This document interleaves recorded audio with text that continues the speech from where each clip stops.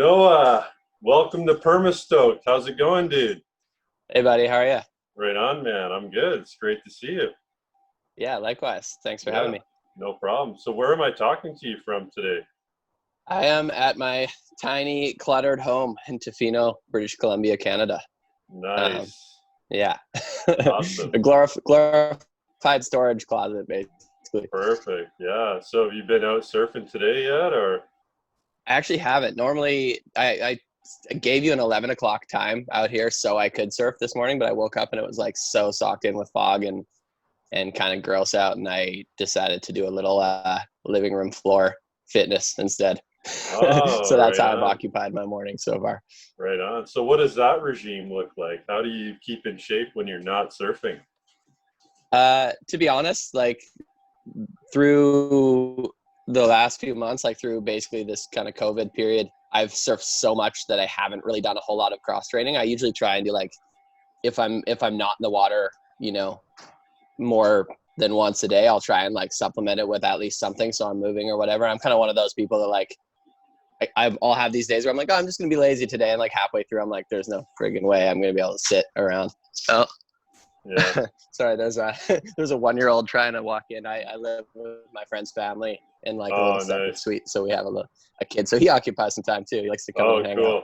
Yeah, I saw the Um, door open, but no person. It's sort of a little creepy, like yeah, the kid probably he's getting to the age where he can like literally unlatch the door and push it open himself. So he probably opened it, and then mom probably realized that I was doing something oh, nice. important.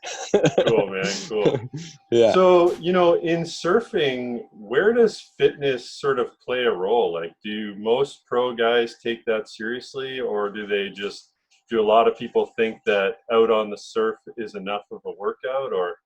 Yeah, that's a great question. Honestly, like I think in the last kind of decade, if you're looking at the tour athletes, it's become like there's nobody on the world tour that's not doing some sort of dryland training. Whereas like maybe 15 or 20 years ago, all the tour guys just kind of drank beer and hung out and like surfed, and that was their vibe. And I think as people began to train more, the gap widened between those who were and those who weren't, and it was kind of like you either put up or get left in the dust kind of thing. So Yeah.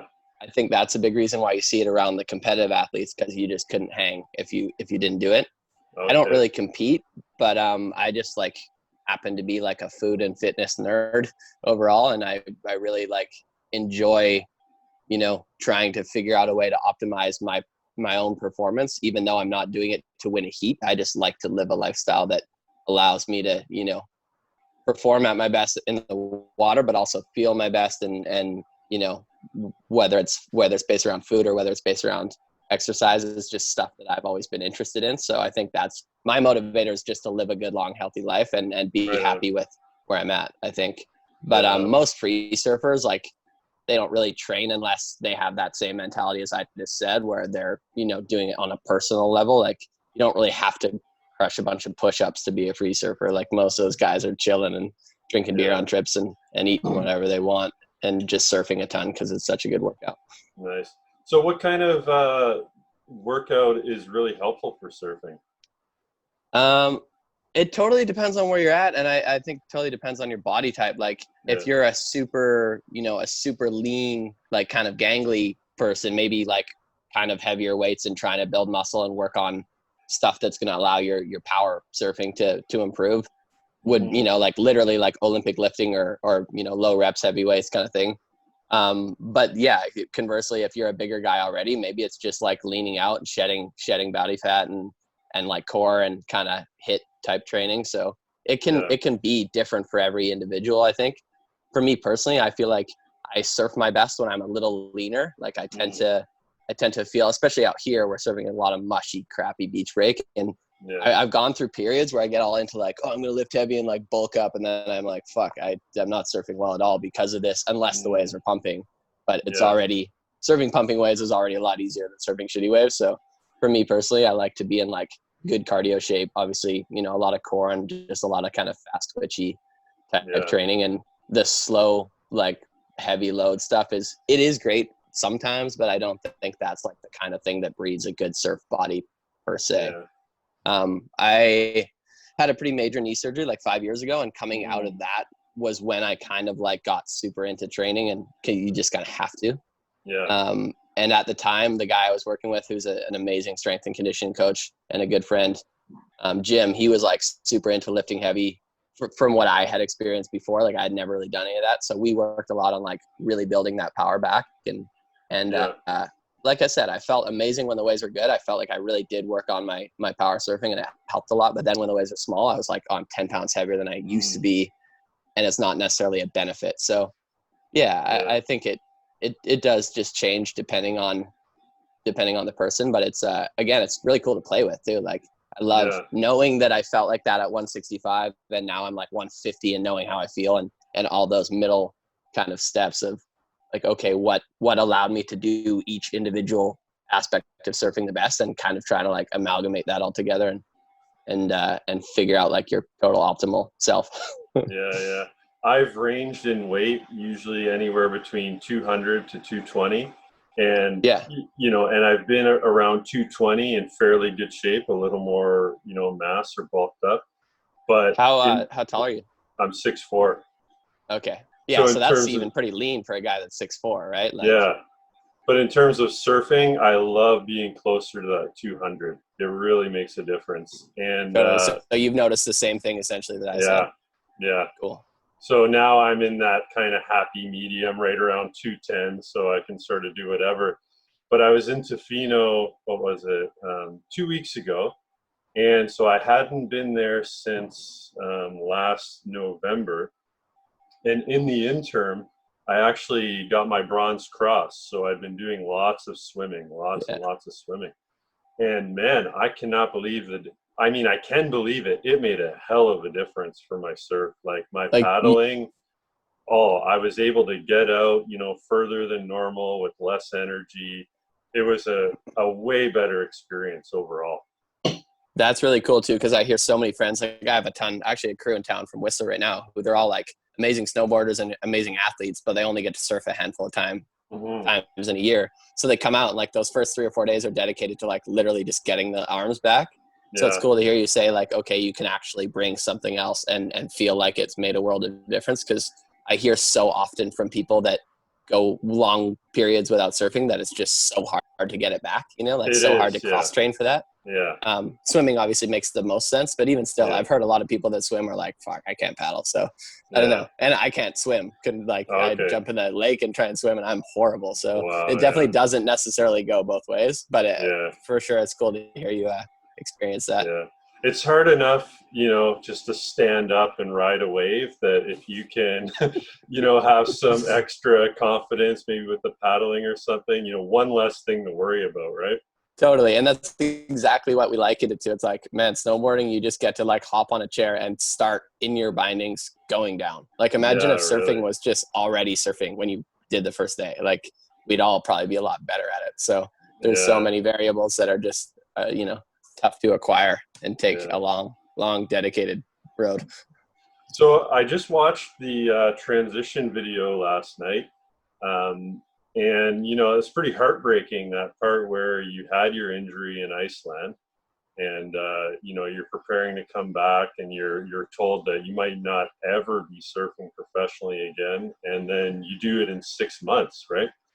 So how did that change your outlook on taking care of yourself, or the vulnerability of the body and this life or your career? Like, that's a very good question as well. I feel like at the time, I just didn't know what to expect at all. I'd never had an injury. Like I'd had probably strained some ligaments in an ankle or something, but I never had anything where they were like, oh yeah, you might not ever feel normal, and I remember just, down goes the phone. I think we're, sorry, back. Yeah. I'm trying to rest this with the earphone jack. All right. Oh, nice. There we go. You were in a tube. Yeah, exactly. Well, it's kind of like this shelf is here. We're already in a tube here. Okay.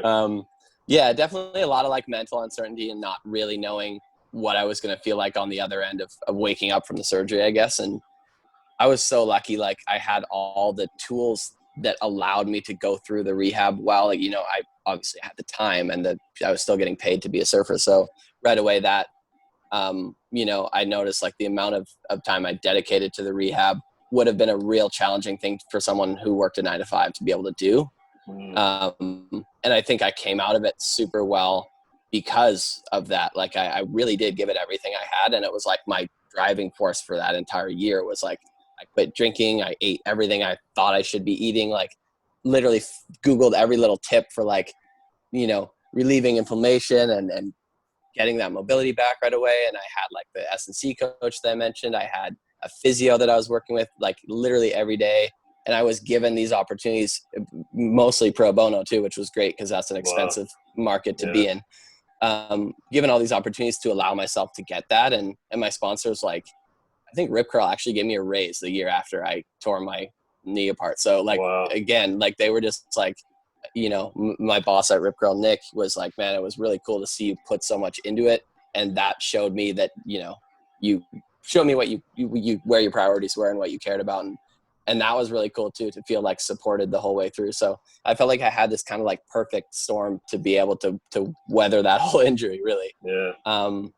And it's cool. Like the year later, I was starting to like, you know, it took a while. Like I still didn't feel like normal for probably 15 or 18 months or so. I surfed in a brace for a long time after, but to slowly like realize like, oh, I don't even know what side's my weak side anymore. Like even if I get in the gym and do single leg stuff, like I don't even, you know, it's not like, oh, the left side's weak. Like it's just two normal legs again. So yeah, it was cool, but definitely a lot of like mental turmoil at the beginning, more just like having no idea what's going to happen. And you're like, okay, do I have to seek out a new job and all that kind of stuff? So no, I was afforded a lot of good like luxuries that I think a lot of, you know, like your normal person wouldn't have. And I think that's why people don't fully recover from those injuries. It's because they just simply can't find the time to put in what they need to put in on that rehab train. Yeah, that must have been, you know, quite a great feeling to feel embraced and supported by your sponsors and everything, to really just dedicate yourself to that. Yeah, it's huge because I think even like along with that uncertainty of not knowing if you'll surf at a super high level again, that's the next biggest uncertainty is, am I going to continue getting paid, or like, should I be like, you know, enrolling in university right now or something? Yeah, really. It's you know, it's normal life stuff. And I'm well aware that at some point I'm going to have to figure out a second profession, but it's nice to know that you have a few more years going. So right on. Yeah. And people love that. People love that recovery story. And, you know, it's sort of like the Rocky Balboa kind of story, right? Like, so the fact that people could follow you through that journey of injured to then getting back, I would imagine the sponsors and everything would love that determination and selling that story as well. Yeah, and I know Nick did a really good job of putting that together. But even throughout that year after the surgery, I tried to be really active on social media to show those progression stages and show that it wasn't necessarily like always easy and fun. No. Like you're working hard, and just try and be real and transparent. And to me, as an athlete who's getting paid to produce content, essentially, like that was the content I had. And I thought it was like a nice opportunity to allow like a window into something a bit more personal and something, you know, a lot more people in this country are going to go through than being a professional surfer. Right. So, yeah, you know, there's going to be a far more torn ACLs than there will be pro surfers in Canada. That's for sure. So it's nice for them to be like, okay, what's working for him maybe works for me. Damn, this again. But yeah, no, it was great. And to be honest, I actually, I just found out after all this talk about how well I recovered, I just found out I tore it again like 2 months ago.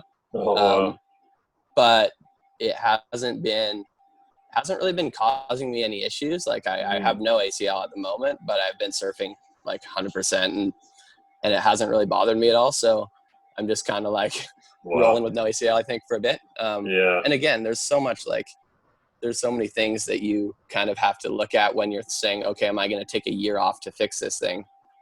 As opposed to like operate at like 95%, you know, it's hard not to just go with that route at this stage in my career, where if I was 25 and I had all that support and knowing that was ahead of me, maybe I would fix it right away. So Yeah, for it's kind sure. of like it's round two, but like a totally different fight this time.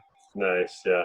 It reminds me actually of a WWE wrestler, Triple H, back in the day. He had a similar thing. He did something to his leg, and he was out for like a year, but he never left the hospital. Like he never went home.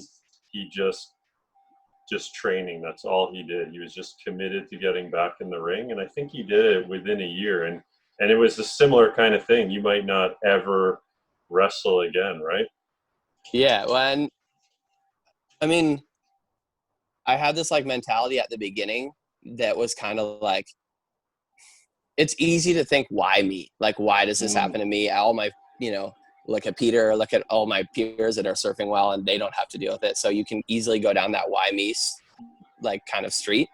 But yeah. my mentality was kind of like, why not me? Why can't I Mm, recover faster than anyone has before? Why can't I, like, I tore 3 ligaments in my knee. I was like, why can't I keep pace with just an ACL recovery? Like I had all these goals that were like probably almost bordering on stupid because they yeah. weren't necessarily achievable, but it kept me working that hard. And then in the end, I definitely wasn't on the same exact timeline as a standard ACL surgery, but I was only a couple weeks behind, which, was probably 2 months ahead of where I expected to be when I got the surgery. So things like that, I think really, you know, you can kind of like break down this border that your mind creates essentially when someone's like, oh, it's going to be 6 weeks. Something's going to be 6 weeks if you think so. But if you think Hmm. you can do it in 4, then you've just removed a giant kind of dam that's not going to let you get there. Right. So Yeah. to me, Wow. that was my mentality. It was like, well, fuck, why can't I be someone who does something different, Yeah.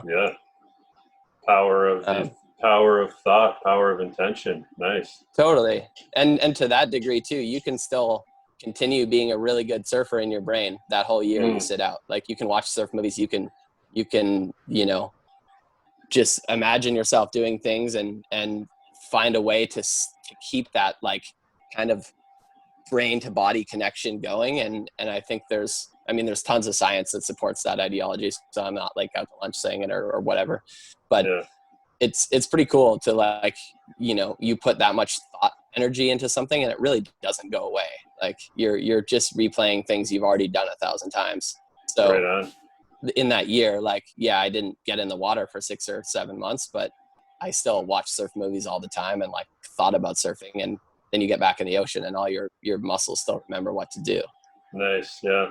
Break out the NES and play that old. Did you ever see that TNC Surf Designs game? I remember it, but I don't think I ever played it. Oh, okay, yeah, that was my favorite game. I feel like it was like Wood Rage or I forget, but it was this like gorilla dude and he surfed the wave. It was pretty awesome. And this little like tiki dude on a skateboard. Yeah, Like super Hawaiian vibe, yeah, it was a pretty cool obviously game. TNC. Yeah, yeah. So going back a little bit, you mentioned coronavirus, man. So what is this COVID-19 look like for you surfing in Tofino? How's that affected anything? As a surfer, I think probably like very little compared to what most people have gone through. I mean, we Mm, still have been allowed to go out surfing every single day, even at, its early stages when there was, again, a lot of uncertainty and a lot of almost, you know, collective panic going on. We always were afforded the luxury of getting to go to the beach. They mm, did close a lot of the national park beaches, so we were kind of like pigeonholed to only surfing Cox Bay the okay. whole time. But other than that, it was like free reign, and to like just have that, I was so thankful, and I feel like it was so easy to be happy and positive about the whole thing. You're Yeah, obviously, you don't get to go play with your friends or anything, but that yeah. time in the water still allows like some form of social interaction.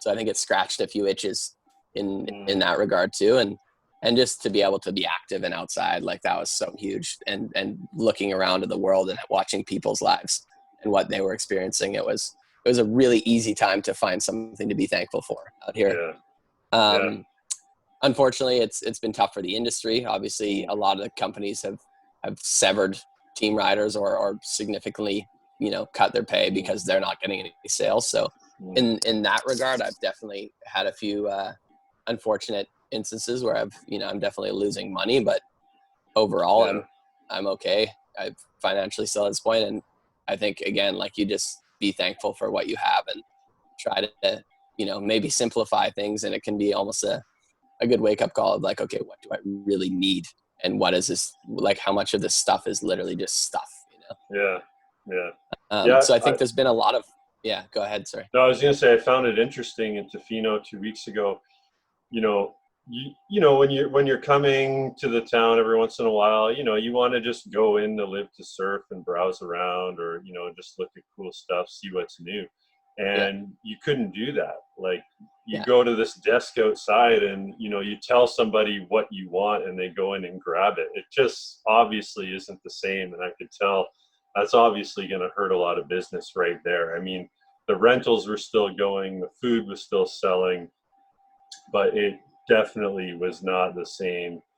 No one's just cruising through and shopping and kind of like, fondling things on a clothing rack anymore. It's like, oh, you either know the t-shirt you want or you don't get to come in. So like you said, or the bar wax or leash or whatever. So it's great that they've managed to be open in any capacity, I'm sure. Otherwise it would be really tough. But it's totally different. That said, you visited 2 weeks ago. Like, if we're talking 2 months ago, the vibe of the town now, it's like, I would say the last couple of days we commented on it being as busy as we've ever seen it at any time in our whole lives. Okay, like, really? Let that sink in for a minute. Like, any summer weekend, anytime, town is friggin' slammed. It's completely back to normal in that, like. And you have no international travelers. They're just it's crazy. BC people, And I shouldn't say, big quotes like that, because someone could probably just track a number of residents in town and tell me I'm out to lunch. But the feel of town is as slammed as any summer weekend ever is. But I mean, hey, you take a whole province and say you can't leave for 2 months, and then as soon as you get this little like speck of leeway, where are they going to go? To the beach in Tofino? Like, it makes all the sense, right? It's not like it's super weird or anything, but it definitely doesn't feel dead anymore. And I think the town you experienced was more to that likeness than those initial 2 or 3 weeks back in kind of mid-March. Those were like almost eerie. Like, you drive downtown and there'd be no cars parked on the side of the road, nobody strolling like that, especially that first kind of 2 weeks where people were genuinely concerned about catching COVID even here. It was pretty weird and pretty neat, though. It reminded me of when I was a kid. Like, we haven't seen Tofino look like that in 30 years. So I think there was like this nostalgia in a way too, right? But as far as the surf went, like, everyone was on CERB. Everyone had all this time. Like, the waves weren't empty by any means. Like, it was probably more crowded than ever. Yeah, really. Pro CERB'ers. Yeah. Pro CERB'ers all over the joint. Pro CERB'ers. Wow, that's awesome. Yeah, I hadn't thought of that.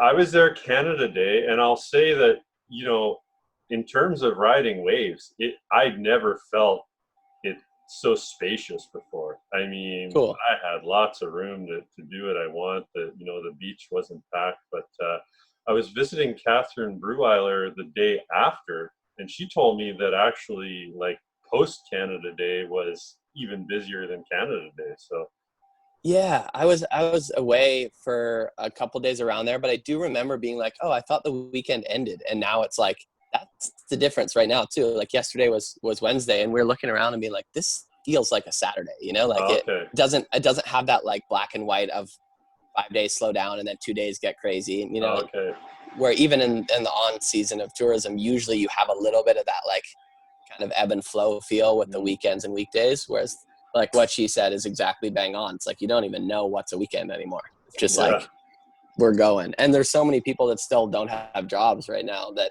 that makes sense too, right? Like, everyone's either working remotely or not working at all, or kind of trickling back. So it just allows this freedom to continue visiting, which, I mean, again, like you kind of said, the local economy is probably stoked that it's happening, but it's, I think there's for sure people who are worried about COVID that are like, okay, round 2 is coming in hot, Yeah.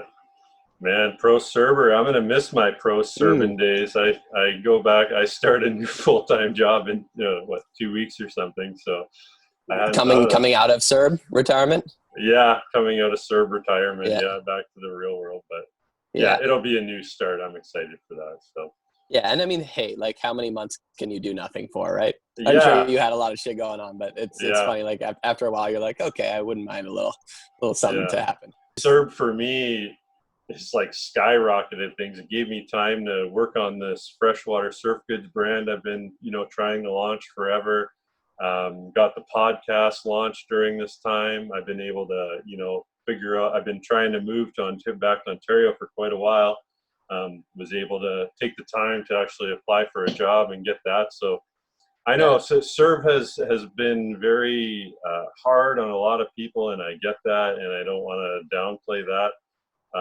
Obviously, in the deaths and the impact it's had on families, but in another sense, in just a sort of a life sense, I feel like it's taken me back to the 80s or something. Like things have just been so chill and cool and more laid back and more time for family and things that matter.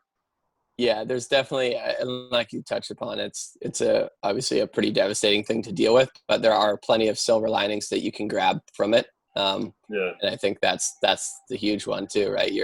All of a sudden you have time to spend with people you actually want to spend time with. Mm-hmm. You can kind of like remove yourself from the rat racy vibe that we've created for ourselves and take a little bit of a look back and make changes, hopefully, that allow you to move in a better direction once we're on the other side of this. And isn't it amazing how we had all these appointments and things to do before, and then all of a sudden they're just all canceled and life goes on. Everything's fine. Yeah, very true. And it's crazy how much you can do over this little box of technology compared to having to travel around and shake hands and say hello in person every second day or whatever. Yeah, and I've actually found, some people say, oh, electronic communication is not the same. I've found that people are hungrier for connection, that these Skype calls and Zoom calls have been actually very meaningful. For sure. Yeah, I think you're probably like the fourth or fifth type, like this type of interview or something that I've done. And most of them have been with people that I literally had never met. You and I had never spoken a word to each other, never seen each other face to face. And you can just kind of like click in and be fine. And I think that it's cool to see it, like you said, just kind of work so well, right? Yeah, it's a different time. It's created a shift in consciousness and people's, I think, how they respond to others, and it's meeting a need that we didn't even know we had necessarily. Totally. Yeah. So Tofino, born and bred? Tofino, born and bred. I actually, I feel the need to always mention this, that I technically was not born in Tofino Hospital. We were here until the day of, and then I think my mom had like high blood pressure or something, and she had to go to Nanaimo Hospital because it was a little like sketchy to keep her here. So my passport and birth certificate are permanently tainted thanks to that, with Nanaimo as my birthplace. But we've lived here our whole lives. Yeah. So for all intents and purposes, I'm a Tofino born and bred, but I like to be transparent so my friends don't give me a hard time. Nanaimo, home of the Nanaimo Bar and Noah Cohen. Right on. Yeah. So born in Nanaimo, and then back to Tofino a couple days later. Right on. Yeah. So what did that look like growing up in that environment?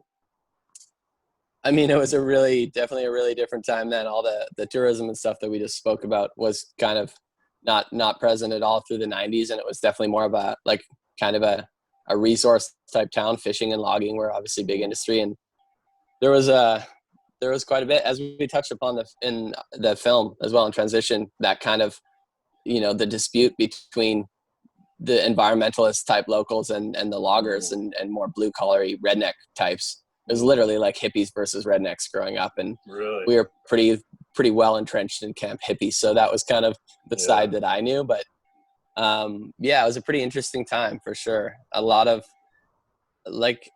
just even divisiveness between, like, even as a kid, you're like, oh, you can't go play at that guy's house because their parents think this or whatever. Like, I don't think like a political divide. Totally, yeah, and it literally trickled down into like two kids at the playground, right? Because you're like, oh, Stevie's family wants to cut the trees down and Sean's family wants to keep them up, so fuck those kids or whatever, like it's such a crazy thing to like trickle down into literally children. But so there's a bit of that going on, and I have these like little flashes of memories of that type of stuff, and then watching my dad be part of those protests and like literally lying down in front of logging trucks and stuff, that kind of stuff. Like it's cool to be able to remember you know, and to truly like, I sometimes read stuff written about that time or during that time, and it's like cool to like actually remember those feelings as a 3 or 4 or 5-year-old, you know. Like I can vividly remember being at the Black Hole when like Midnight Oil played a concert, and like these like super early flashes of memories that were like such cornerstones of our town, I guess, right? So I'm pretty grateful to have been here for that and to vaguely remember it. And then yeah, I mean, I'm grateful for what it's become too, because it's obviously allowed me to do what I do. Like all these tourists and visitors more or less support an economy that allows pro surfing or surfing at all to pay bills. So it's you know, I have a lot of gratitude, and I try not to complain about town ever being busy, because I realize how dramatically connected that is to what I do. And dude, I've been posting photos of surfing secret spots around Tofino for the last 20 years. If anything's crowded, like point to me. point to us. Like we're like problem number one. So I mean, it's not like it's lost on me or anything. Obviously I get that. So I'm sorry to everyone who wishes it was less busy. We didn't mean to. We were just trying to make a buck. Right on. That's a joke. I've always felt the guys from Tofino, you know, really sharing the stoke. No one has ever kind of come off to me as, you know, don't come around here kind of a thing. It's a pretty inviting place. I would imagine that tourism as well also maybe kind of helped some of that, you know, hippies versus loggers, in the sense that maybe it's kept some of the trees around when industry sort of shifted. For sure. And I think that everyone just realized you can't keep extracting, whether it's fish or whether it's trees or whatever. Like you can't just keep taking when it's a non-renewable resource. It just runs out. And you know, tourism has its pitfalls too. Obviously that travel alone, like it's not like it's this perfectly green industry, but you know, it's a lot greener than cutting down old growth cedar or overfishing or whatever. So I think, you know, it's the lesser of a few evils for sure. And I'm happy our town went that direction, because you look around Vancouver Island, Tofino doesn't differ geographically that much than say like Port Renfrew or a Tassis or a Gold River, and all those communities aren't anything like what ours is. And all they have is that like marginal fishing season or a little bit of forestry, and you're kind of like, okay, well, we clearly did something correctly, because we have this influx of mostly, you know, out of town money constantly supporting local industry and allowing growth and you know, allowing young families to remain here. Like when I was a kid, so many people just left. Like so many people left because they didn't want their kid going to high school here, or like, you know, they wanted this opportunity or whatever that was not present in Tofino. Whereas now I think those opportunities are becoming more and more present because of the growth of our town and what now resides here because of tourism. So it's kind of like have this like cyclical effect where, you know, you're allowing kids to surf through their teens because their parents aren't worried about where they're going to end up anymore. So it's really affected the surf community positively. You look at like the Olin sisters and Reed and you know, the Porter sisters, all these like young kind of up and coming really good surfers that are you know, maybe 20 years ago those families would have just moved away until they were, you know, finished high school. So now seeing that being present and watching those young surfers get the opportunities that, you know, a lot of others didn't get is really cool as well. So how does that feel for you? You must be a role model to a lot of, you know, younger kids, and their parents would probably look up to you as a success story, right? I hope so. No, I think you kind of almost forget that. Like I turned 31 this year, and I almost forget that that's a thing. Like in a way, I'm like, oh yeah, you know, I am looked upon as that, I'm sure, from the younger surfers. But I really think, like, especially with guys like Reed and the Olins, like they're just friends of mine. Like, yeah, they're 10 to 15 years younger, but I see them in the water every day, and we shoot the shit and hang out, and like we'll go on surf camping trips. And you know, I'm sure, I guess there is that kind of mentor side of things, but it's great to have like a good little personal relationship and friendship with those types of surfers. And yeah, I mean, it's hopefully like guys like Peter and I can show like, hey, this is what's possible. I mean, Peter raised a family, bought a house, did all the things that a normal human would, on a surf salary and enjoyed his life the whole way. So I think that is like the prime example of like, hey, it can be done. And he's a really intelligent guy who probably would have gone and, you know, studied something and done big things outside of surfing had he chose that route. Yeah. So I think that's the ideal role model that you're setting for a kid, is don't necessarily like be a burnout and surf all day, but you know, try to become and grow into a well-rounded individual. And that's kind of where I, you know, like hopefully pride myself in being that person as well. So so who are those cool. people for you? Would it have been Peter, you know, like Sepp and Raph? Like, who are the guys you looked up to growing up? Those were essentially the three. And it was funny because I had first, when I was about 12, I think I moved next door to Raph. So I had Raph right when I started getting into surfing, which was about that age. Raph was my neighbor, and I was just like, he was like a god, you know, like, and he, you know, he taught me how to like do ding repair, and he brought me out on the boat to some of the secret spots when I was a teenager. And like, he kind of was like giving me those, you know, really special opportunities that now I look back and I'm like, damn, dude, like that was so cool of him to do that.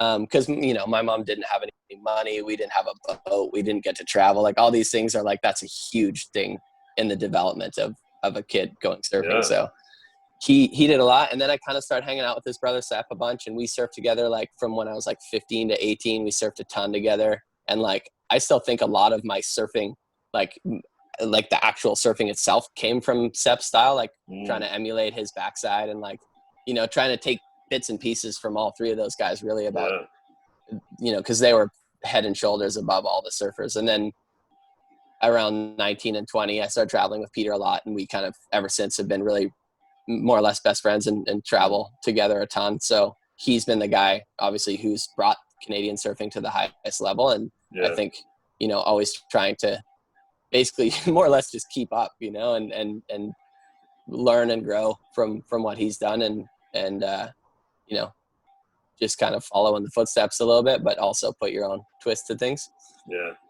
So I can see that you're full of gratitude. I really like that. That resonates with me as well. And how did you, when you were growing up surfing, did you ever think like, this is crazy, like I'm living in Canada, like how fortunate am I to be in Canada and surfing? Like you said, there's only a handful of places that's even possible in Canada. Were you aware of that? Yeah, I guess I've become more aware of it as I aged. When I was a kid, I don't think I realized like, hey, no other kid in this entire country can hop on their bike after school, ride to the beach, and go surfing every day. There's not one.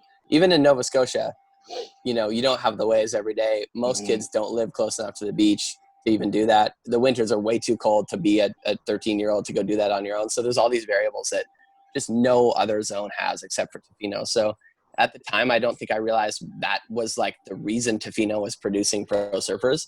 And it literally is. Like there's, you know, Nico Manos has kind of made it happen out there, and he made some money from surfing, and kudos to him. But like, he's the only guy I can think of, and I guess Logan Landry too, like that we're able to get anywhere with sponsorships and stuff, because it's just, you don't have the consistency that Tofino has, and that's consistency is what breeds the ability, right? So yeah, I definitely didn't realize that was such a huge, you know, reason for it until later in life. But yeah, looking back, it's just like, it was one of those things where you didn't need a coach, you don't need a field, you don't need a time, you just get to be on your own. And if you're dedicated, you can put as many hours as you possibly want into it. And I don't think I did that with the mentality of, oh, I'm going to be pro someday. It was just like, oh, I want to be friggin' better than my buddy, or better than I was yesterday, you know? And I've always been a competitive guy and an athletic guy. And I think it just lent itself well to kind of sticking with it. And then all of a sudden, when I was kind of finishing up high school, I was like, oh, I have sponsors, I'm making a little bit of money. And it just kind of like slowly kept progressing. But I think if you asked 15-year-old me, you know, what I was going to be doing at 31, there's no freaking chance I would have said I was going to be paid to go surfing still. Like no chance. Yeah. So at the Tofino High School job fair, is there a booth for pro surfing? There better be now. Maybe I'll be the one starting it, and the Yeah, teachers can just hate my guts. yeah. Go represent, Totally. ISA or Team Canada or something. Yeah, You know what though? It's cool to see the community realizing that there is a lot of opportunity in the surf world, and whether you become a professional or not, there's still a lot of jobs that surround the surf industry, and the tourism kind of aspect that goes with that. So I think probably more and more parents and teachers are realizing that, hey, they're not just like chasing some silly dream. Like it's a real thing. And hopefully guys like Peter and I can show them that, hey, like you can make a living. And yeah. it's a hard one, but it can be done. Yeah. I mean, when I go to Tofino, I love it, and I love all the natural resources there, especially. But I still feel like in 30 years from now, if I go there, I feel like there's still lots of room, right? Like you have Aftanis there shaping, like there's different things, but there's still like you're saying, there's probably going to be more industry coming in and more opportunities, and pretty excited to see what that could look like for Canada, as long as they also sustain the purity of that place too, right? And never lose the essence of the nature there and everything. Yeah, that's the hard one already. Like I think of right away, my mom's like a prime example. She moved here in the 80s because she wanted to be in nature away from everything, and now that's becoming a less and less achievable thing to do around here. The Yeah. beaches are almost always busy. There's still a couple like little secret hidden gems that if you're willing to hike a trail or take a boat or something, you can get to them, but it's not what it was. And for her job doesn't revolve around tourism at all, so she gets frustrated often. Like her little slice of paradise is slowly getting invaded. Yeah. But at the same time, nobody owns anything, and I try to remind her that everyone else has just as much right to her little beach as she does. So it's nostalgia, and it's like that's human nature, right? Try to protect what was once something special, or maybe still is. And there's a fine line that you tread, right? And making someone or something your own, and respecting the land, or just being a dick about it and telling people to screw off. Like that's not where we're at either. So and right now, I noticed driving into Tofino, the indigenous communities there, normally relations are fairly okay, I think, but you could feel the tension there with that big sign on the way in. I forget what it said, like go home, I think it just says or don't no come visitors. in, or no visitors. Okay. Yeah. Yeah. I think. Which at the end of the day, I gotta say, I kind of don't blame anyone for putting that when you have one little hospital for the 5 communities. Like it's tense. It's a really unprecedented time. Totally. Yeah. No, it's that realization of what these communities would be up against if something did actually, like if we experienced a breakout like this. Just the infrastructure here compared to the amount of people that are visiting is just, it would be absolute chaos. So it is good to at least like realize that. And I think in general, like you could apply that logic to almost everything here. Like people kind of tend to come here and leave their brains at home because it's their holiday, and that's fine. Like I get it. I do it the same way. Like if I'm in Whistler for 2 days, it's like we're bored and we're partying, like fuck everything. But you just have this like blatant kind of disrespect of your land and town and this place you cherish so much. So it becomes really hard to watch sometimes. And I think that's what breeds that protective kind of feeling that, I said my mom had, or a lot of the locals have. It's like you see so much disrespect of the land itself by those types of people who are just on holiday, and they're probably good people, but they're just not thinking. And it gets really frustrating and unfortunate. And I think, again, it's like trying to make sure, come enjoy, have your fun, but like when there's beer cans on the beach from the night before or that kind of shit, you're just like, dude, figure it out. Like that's so not sweet. I think often when you go on vacation, like you're saying, you sort of forget that it's somebody's home. Totally. And Tofino's like the most prime example, I think, of that than maybe anywhere. Like there's only really 2,000 to 2,500 permanent residents, I think. So you are like, oh yeah, no one actually lives here. But it's like, no, people do actually live here, and we have to put up with waking up to piles of garbage and cans and junk on the beach from your little rave the night before, or like, you know, shitting on the high tide line or whatever, like, like just stuff that's so lame, right? And you wouldn't go and do it in anyone else's yard, but you forget that people do actually reside here. Yeah. So, and also, I want to go back to that, you know, the uniqueness of being a Canadian surfer as well. And what's that like? How does the world perceive you? Like when you're out at these tours and things, and I'm Noah Cohen, I'm the Canadian surfer guy. What do people think of you, or what do they imagine the surf scene looks like for us?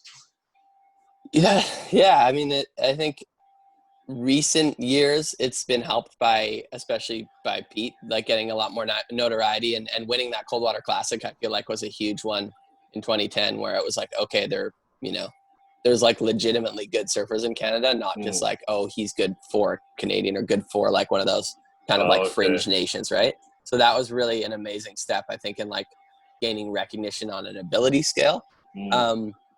But yeah, there's still like, even I'm blown away, even in the US, you go and people are like, oh, you're from Canada, but where did you learn to surf so well? And you're like, have you looked at a map recently? Like the coastline doesn't end at northern Washington, which is like, that's classic American geography 101, I think. It's funny to see how little people literally just look at a map and realize, oh, there's a like huge amount of coastline on Vancouver Island, and all we do in the North Pacific is get Westwell after Westwell after Westwell. What do you think happens? Like I don't know. For me, as a traveling surfer, I'm so often looking at maps and being like, oh, that country looks like it could be good, or this place looks like it could be good. And it's like, it's funny to me to see people that have surfed their whole lives that have no like kind of thought process as to that at all. So, well, I think even in the US, that I think the Pacific Northwest is even sort of has a stigma attached to it, or a lot of people wouldn't realize people are surfing out of, you know, Oregon and Washington. Yeah, I guess temperature wise, people just assume if it's cold, no one surfs maybe too. But now the wetsuits, like seriously, those like Rip Curl Flash Bomb, they actually make a 6'4" heat seeker now, and I paddled out in Nova Scotia in like -20, and I swear to God I was warm. Like you can be geared up for everything these days, and it just allows you to surf in these nations that you previously might have been like, oh yeah, Iceland's beautiful, but no thanks. So it's cool. And I think I would say Peter, going back to the question, Peter's probably done so much, and the Bruhwiler brothers too, you know, like that kind of mainstream magazine exposure slowly but surely shows people what's going on up here. But it is cool. Like it's cool to meet someone and, you know, saying you're from Canada as opposed to maybe the States on an international level. They're usually a lot more warm and kind and excited to chat with you and you hear your story, as opposed to being like, oh, I'm from Santa Cruz, you know, like, so I think I've experienced a lot of that, where people literally think you're American and are kind of standoffish, and then find out you're Canadian and are super kind. So it's a lot like the travelers that like stitch the Canadian flag on their bags, even though they're Americans. Gotcha. You know, Canadians are kind of, they have this like synonymous vibe with kindness and politeness. So I think that applies in the surf industry as well. And hopefully when you are traveling as a Canadian surfer, people are like, oh, you know, he's respectful or whatever. You're giving a good name to the nation. So speaking of, you know, surfing in unique places, I was talking to Larry Cavero, and it sounds like, did you do some Great Lakes surfing? Dude, Larry's the biggest legend ever. Yeah, he's pretty rad, eh? Yeah. He makes me feel like a bitter old man already somehow. He's just so stoked always. Yeah. Such an epic dude. I had the pleasure of surfing with him twice when I was out in Ontario this year. We premiered our new film, the follow-up to Transition Volume 2. We did a screening in Toronto with the Surf the Greats guys with Lucas and Antonio. And then we went up the next day to Collingwood and did a screening up in Collingwood and got a surf in Jordan Bay. in Georgia Bay the first day or the second day, and then we went back to the city and surfed the following day, and I think at the Bluffs, maybe Scarborough Bluffs or something. Yep. And Larry took us out that day, and yeah, it was pretty cool to experience the Great Lakes scene, and literally like on a 4-day surf trip to surf twice to the lakes. I was like, damn, I wish I brought my board. And like I was borrowing equipment and stuff, but I wish I came more prepared because I had no idea that we were actually going to get like proper waves, you know? Yeah. So it was a good experience to kind of just meet everyone and get to share some waves. Was there anything about that experience that you thought, well, this is totally different than I'm used to, or something that really stood out? That day at the Bluffs, there was like a pretty steep hill to drive out. I'm sure you probably surfed out there a fair bit. But it doesn't seem like a steep hill until there's snow all over it. And it had snowed like 6 inches while we're in the water, just like blizzarding. So my buddy who had driven me there, he had like a 2-wheel drive, like work van. He couldn't get up the hill. And then my flight was leaving in like 3 hours. And then Larry just was like, get in the car, we're driving there. Like, I'll take you. So he throws me in his car. We're both still in our wetsuits. It's like dumping snow. Yeah. He charges up the hill. Like he's wearing like a poncho over his wetsuit or whatever. Just like, no worries. I'll drive you. And the airport's like an hour and a half away, like so out of his way. Yeah. So he charges to the airport, and then like halfway there, there's the car in front of us goes to change lanes, like hits the car beside him, and they like spin out, and there's like a car accident, like basically like in our like 10 feet in front of us. He somehow like swerves into the essentially like the shoulder of the 5-lane highway, somehow dodges it, and he's like, we got hit, I think, just a little bit on the tail light. Like it was completely their fault. That was so gnarly, like full like snowstorm Ontario driving. Like we don't get that out here either. So that was pretty unreal. We got nudged, but he's like, no time, we keep going. I was like, dude, I don't care about my flight. Like it's chill, whatever. Wow. And just like charged me to the airport, somehow got me there on time. And then of course my flight was delayed like 8 hours because it was so slow anyway. So it didn't freaking matter. Yeah. But there was a pretty insane, like talk about a memorable day of Canadian surfing. Like that was pretty much it in a nutshell. Yeah. So, the urgency, snow. Oh my God. Oh, that's it awesome. Was so unreal. Yeah, such a cool day though. And again, like Larry just kind of champed it and was like, no, we're doing it. Yeah. Yeah. Well, he was the first guest I've had on this podcast, and man, he's been a champion for me ever since. I can't wait to meet him in person when I move back to Ontario here shortly. And he's one of the first people I'm going to be visiting because I broke my longboard like in Tofino just 2 weeks ago. So yeah, snapped right in half, like 2 feet down from the nose. No way. Yeah, so I'll be taking that to him. He says he can fix it up. So I thought you were gonna say he's gonna make you a new one. I was like, oh, that's dope too. Well, actually, I just did make a sort of replacement at this place called Hidden Village Surfcraft in Vancouver. Yeah. Yeah, shaped my own board. That was pretty rad. Very cool. I do have a backup. I haven't ridden it yet, no. Yeah, it was being painted while I was in Tofino, so. Gotcha. Yeah. Nice. So, obviously you grew up in Tofino and things, but how did you actually get introduced to surfing or begin surfing? It was funny. When I was a kid, I have a twin brother, and we got in this fight around 5 years old, and we were playing at the beach, and there's this little river, and he dunked me and like held me underwater. He's a lot bigger than me, even though we were twins, and he basically just held me underwater to the point where I was coughing and choking and like thought I was gonna drown, whatever, classic kid thing, and I just was so turned off the water from that. Like I didn't learn how to swim until I was about 10 years old. I used to have to like get my mom to write me notes to not go to swim class. Like I just hated the water. Okay. And we were always at the beach, and they would go swim, and I just like literally kick it on the sand and like not even go near it. Wow. And finally, I think around 10 or 11, my friends were always boogie boarding, and my mom's like, you gotta, like figure it out. You gotta go because you're living here. You can't not like the water living. It's just. So she finally, I think she kind of nudged me that way, and my friends were kind of getting me to come, and I just started boogie boarding with them. And one of them had their grandma lived on the beach, and there was like some surfboards under the house, and I hopped on a surfboard one day while they were all boogie boarding and just was like, oh, this is like way sicker. I'm gonna do this instead. And it actually was something that I remember like being a bit of a bummer for a while, because they would be in this like little pack, like frothing little, 12-year-olds out the back on boogie boards, just getting like annihilated and like big airdrops and stuff. And I was on the whitewater on the inside learning how to stand up and like not really part of the like group fun, So I remember being a kid and being like, oh, this is like, I'm missing out on all of these like friendship times, but at the same time, I knew that surfing was what I wanted to get good at. Yeah. So I like kind of remember even then it was like this sacrifice of like social time to learn how to surf. And I feel like that's been a freaking bait of my existence still to this day is the social sacrifice that you make to continue improving at surfing. And, it does allow you obviously a ton of great things, but you do put a lot of life on the back burner to, the amount of hours that you spend in the ocean to get to this level of surfing. Or anything, I guess, but it definitely eats a lot of normal life away. So I think when people say, oh, you worked hard for it, you don't realize you're working hard for this goal, but I think that's kind of, you're just sacrificing a lot, I think. Yeah.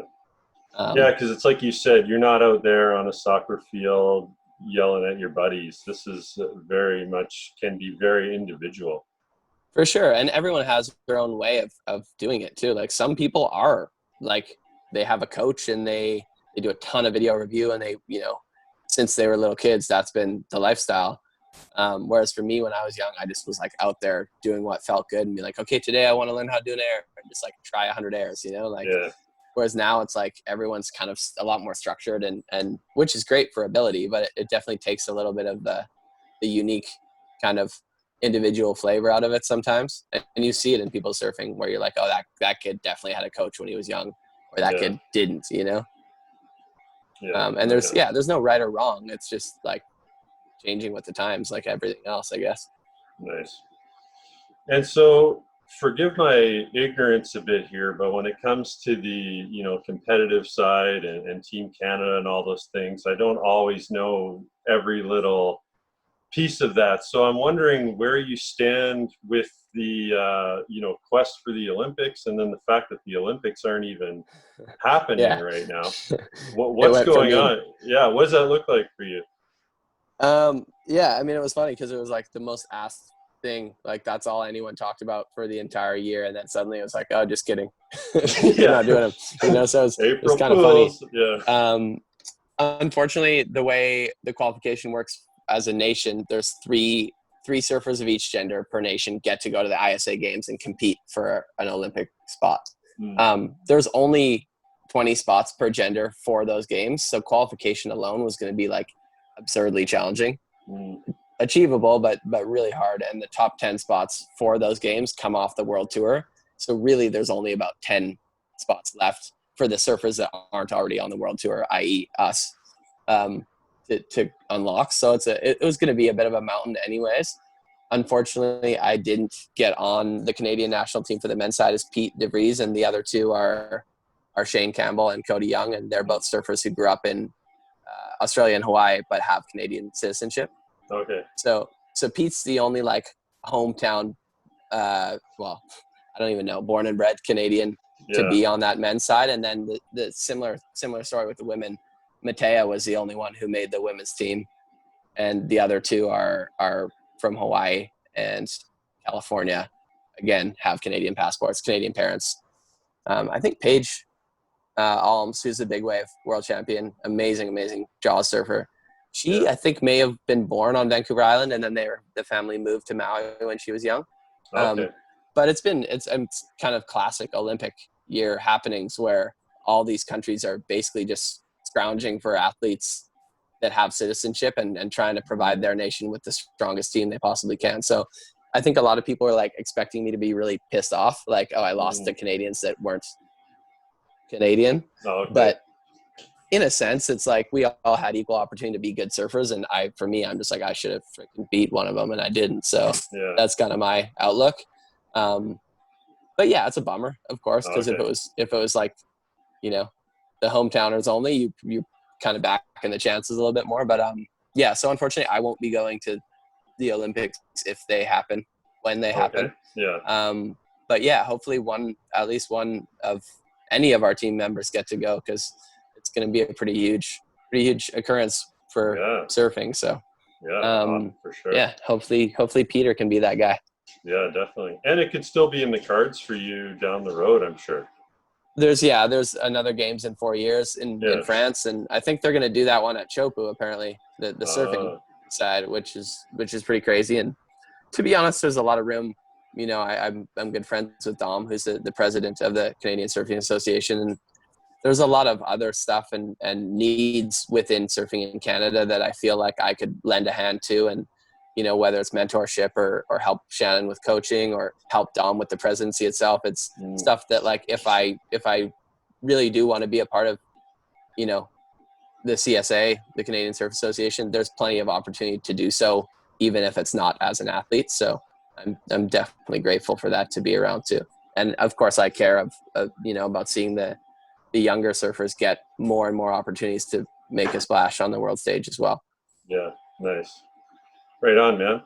Well, we're coming up to an hour here, but before I let you go, just a last couple questions I like to ask people. And that is, you know, when you're not surfing, what else are you stoked about? Well, this time of year when the sun's out, just trying to get outside a ton, hike, enjoy, you know, BC has such incredible, like, stuff to do outside, hang at the lake. I actually, one of my good friends, Chris Rasman, he's a pro snowboarder, he's in town. He's really into foiling. So he's been doing a lot of foiling. Like, he'll paddle out on a board and catch waves and foil in the lineup. So he took me to the lake. We brought my jet ski to the lake the other day, and he attempted to teach me how to get up on a foil, which was a freaking insanely humbling experience. Really? That was such a hard thing to do. Wow. I was horrible at it, but I did eventually, like, manage to literally spend, like, you know, 5 seconds on the foil and feel that feeling, and it was pretty incredible. So hopefully I get to do more of that with him. How did that differ from riding a board? Dude, it's like not even the same at all. No. Like, other than standing sideways, it's like, because if surfing, you spend so much, you're on your back foot a lot, and every motion kind of begins off the back foot. On the foil, if you're on the back foot, the thing just lifts and then wheelies and then, like, flies in the air. So the weight forward kind of keeps the foil in the water, and the adjustments are so minute. Like, your ankles move like this much and your board's just like, you know, it's really getting a feel to, like, feather this foil in the water. And there's just so much going on at the beginning too. Even just getting to my feet took me like 15 minutes to learn how to do. It was hard. It definitely, you know, was, like I said, one of the most incredibly humbling learning curves I've experienced. I think too, because you go out with the, like, ideology of, like, I'm a surfer, I should get this.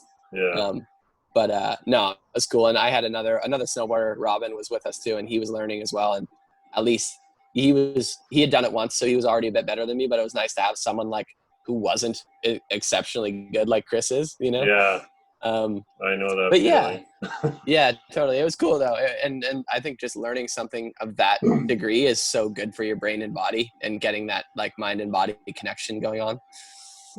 So yeah, I hopefully get to do more of that. And then, just camping, hiking, you know, anything kind of like fitness related, I'm always interested in.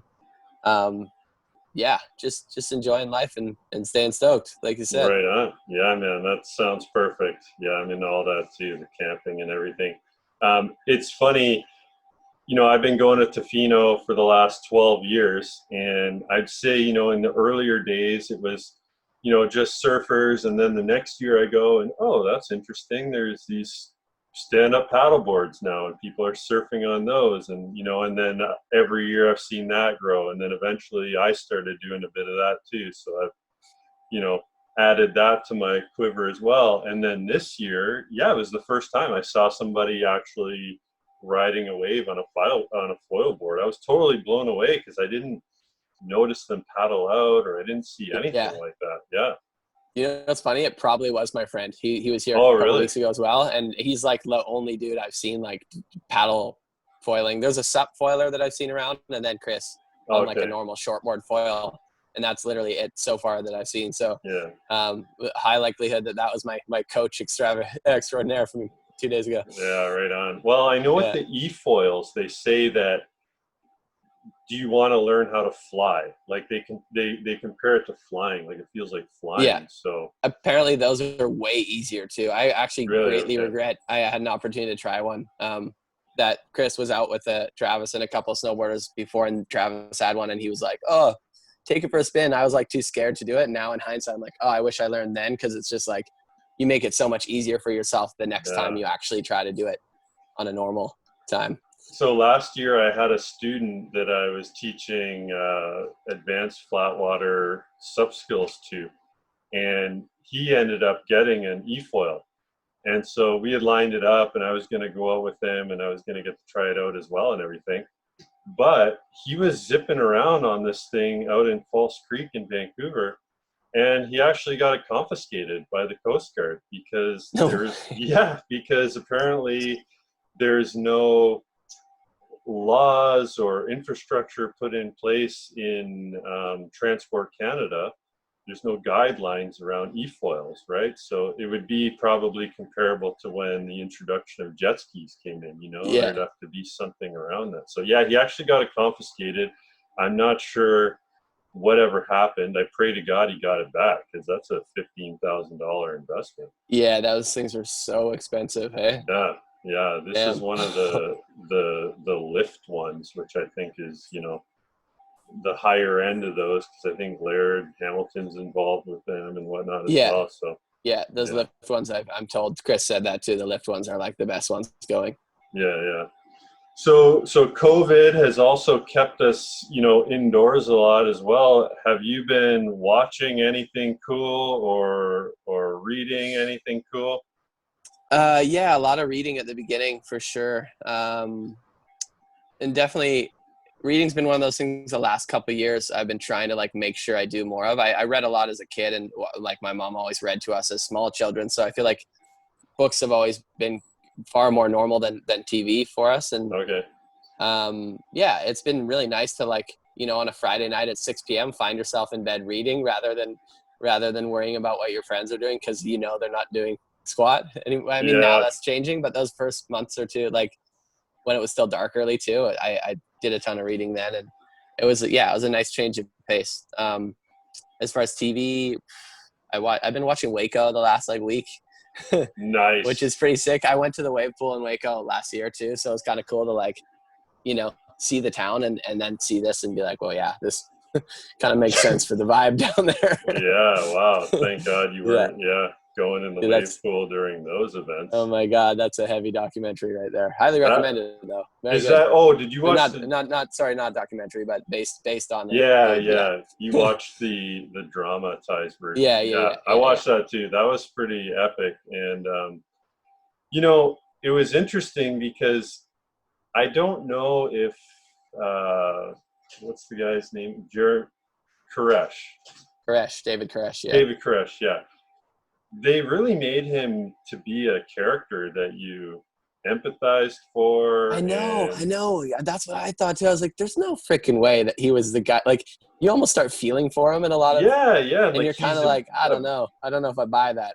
Yeah, because we can't forget about the abuse to women and things like that he was doing, right? And the sexual coercion. But man, it was pretty heartbreaking. And the scenes with the tear gas at the end, it was like, oh my God, so irresponsible. And it just rings really true today with the whole Black Lives Matter, movement. It's like, it just seems like when it's in the interest of the government or the police, it's okay to do, right? But no, it's flat out wrong. Like, innocent people died for no reason. For sure. And that's a good example of a story that probably had, some evil on both sides, but it definitely is interesting to see how they painted the picture. Yeah. Cool show. Yeah. Pretty heavy, but cool. And what's the book? Anything that you're reading that's really cool?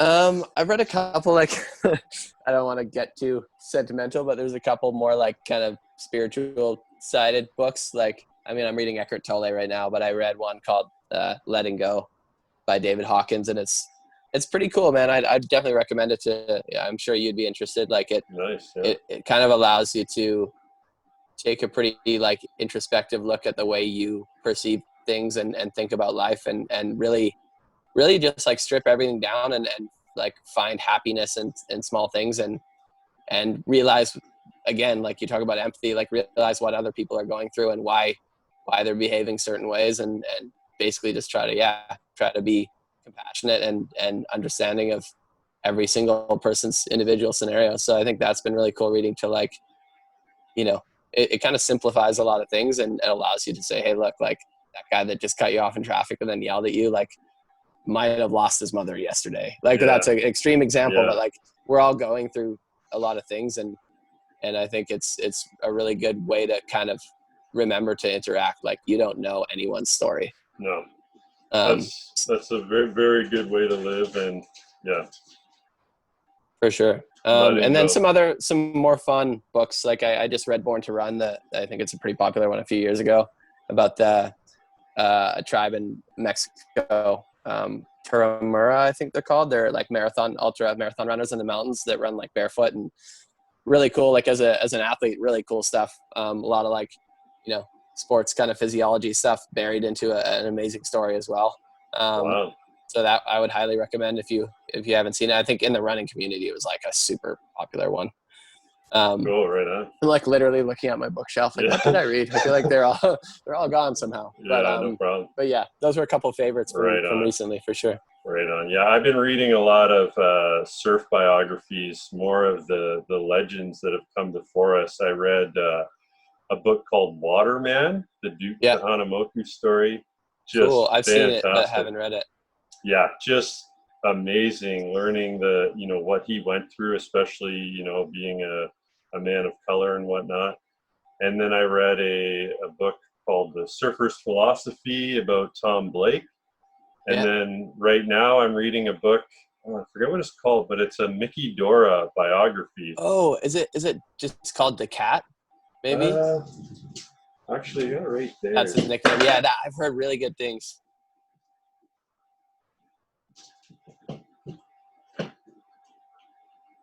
No, it's not called The Cat. It's called All for a Few Perfect Waves. Oh, yeah.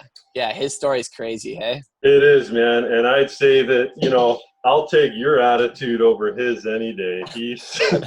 It's a fun story to read, but this type of behavior would not fly today.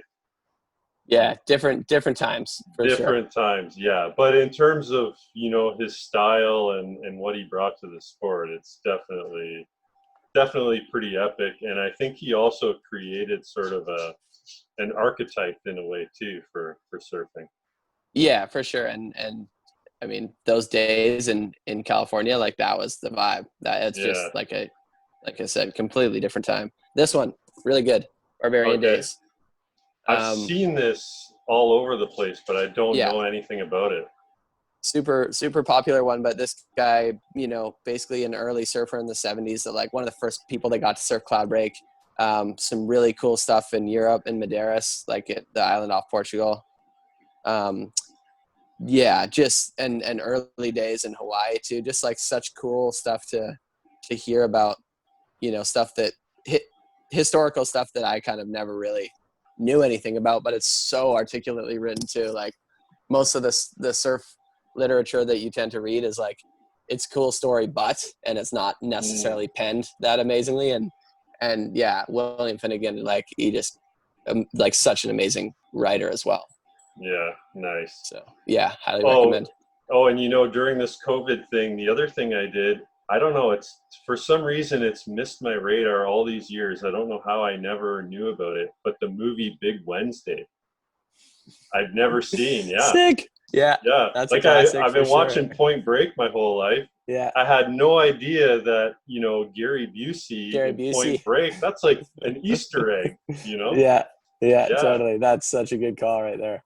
Yeah, maybe I might need to refresh on all those ones. I'll do Big Wednesday, Point Break 2, In God's Hands. That's a freaking classic.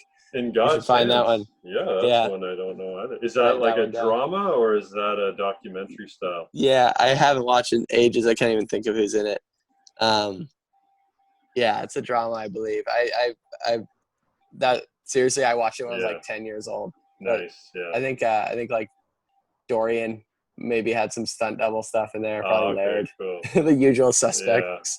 Yeah. There's a movie where Laird Hamilton plays like a real bully on the waves. I think it's called The North Shore or something. Yeah, The North Shore. That's like I feel like that was like the surf movie that That's probably what, late 80s kind of thing. Yeah, that's on my list. That's on my to watch list as well. Hit that one before In God's Hands. That one's like a rite of passage surfing movie, I think. Yeah, Good that one's the one for sure. Good to know. Right on, man. Well, dude, it's been so awesome talking to you. Before we let you go, do you have anywhere, anything to plug where people can connect with you or check anything out? Yeah, I mean, my Instagram, I guess, is probably the best way to like follow what's happening. It's Cohen's Corner, COHENS, and then Corner. And yeah, it's mostly surf stuff, but like I kind of mentioned earlier, I try to like allow it to be just like a real look into my life, what I'm interested in at the time. And I know a lot of people, like, I get super nerdy on the food and fitness shit, and I think a lot of people probably, I'm sure a lot of people are stoked on that, but a lot of people don't give a shit at all. And it's like kind of always funny. You're trying to like juggle what the people want. But at the end of the day, I'm kind of like, well, screw you. It's my page. This is what I like. If you don't like it, then you can bounce. So there might be more non-surf related stuff than you care to see, but I'm sorry. That's the way it goes. That's cool, man. What I've been learning, through doing this podcast is you start to put yourself out there, and what you think is just you start to learn resonates with a lot of people. Like it's most people to a degree. Yeah. But I think as humans, we just really, we connect to people that are true to themselves, and whether or not it's a subject that you think you care about, you can relate to someone who's just being honest and being true and loyal to their own beliefs and ideologies. And I think for me, as I've gotten older, I'm like, I don't give a shit what anyone thinks anymore. I know I'm putting my best foot forward as a person and just kind of trying to, be a transparent, honest, open guy. That's right on, man. Yeah, and you're 31. That's awesome. Yeah. I'm 38. 30s rule, man. It just gets better. It just gets more comfortable and more like, this is me. I'm not worried about what you think. And if you think I'm 100%. Cool, then that's great. And I think if you're not, cool that's too. great too. We can go our separate ways, and I won't lose any sleep over it. Yeah. Way more secure. As long as the knees hold up, the 30s are great. Yeah, man. Yeah. Yeah, there you go. Be careful with that ACL, dude. Yeah, appreciate that, man. Good chat. So it's going to be a while probably till I see you in the waves at Tofino, but if you're ever around the Great Lakes, I'm going to be, setting myself up along Lake Huron and, getting reconnected into that whole scene and hoping to open up my own shop or whatever. So yeah, give me a shout, man, if you're ever in the area, and we can hit up those unsalted waves. Yeah, I'd love to get another trip in there. I'd actually like to do more of a strike mission and like try to score some storms out there, because I know my buddy Kevin Schultz did a trip and he surfed amazing waves. I think he was on the American side, but surfed some amazing waves out there, and maybe he did some Canadian stuff too, actually. But it's cool to see how good it can get if you do actually plot out a little mission. So I'm sure that'll happen one of these days in the winter here. Yeah, and you'll have to get to that, real epic wave at I think it's called Stony Point on Lake Superior. Yeah. That's where the real big one is. Keep that one in the back pocket. Yeah, man. All right. Yeah. No secret spots revealed here. Secret Great Lake spots. Yeah. All right, Noah. Thanks for being here, dude. It means so much to me, man, that you joined us on the show. Yeah, man. Cheers. Thank you. Right Appreciate on. it. Yeah. Mahalo and stay stoked.